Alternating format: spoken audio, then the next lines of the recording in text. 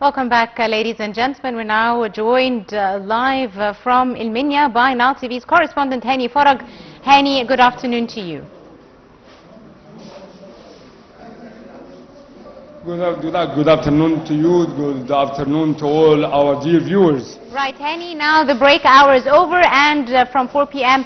The stations reopened. What can you tell us about the attendance of the voters, especially now that working hours have ended and people have finished working and lots of them head to the polling stations after work to cast their votes?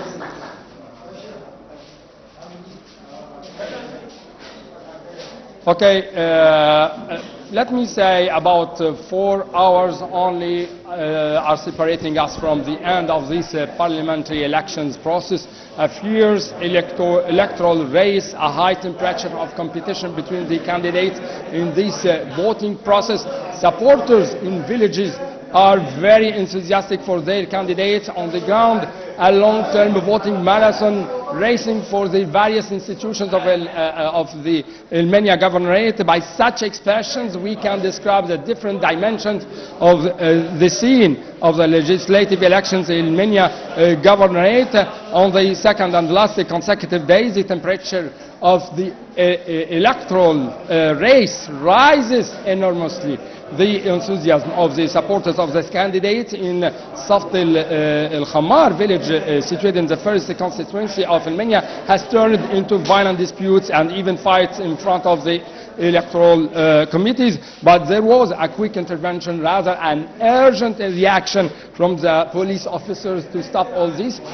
These were in fact momentary incidents that did not affect the smooth running of this electoral process. But let me also say that electoral competitions are already very strong, very fierce in the villages more than in the cities of the governorate, especially that tribalism and the family ties in Upper Egypt play a major and decisive role, particularly during the legislative elections. After the pause from 3 p.m. to 4 p.m. and until now, every candidate and every political party try to mobilize their supporters in these last breaths remained in the voting rally to the seat in the upcoming House of Representatives.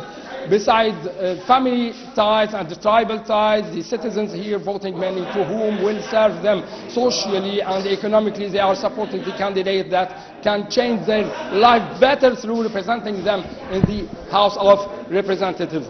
It's also noted that a large percentage of party candidates in these parliamentary elections are young people. We are talking about ages.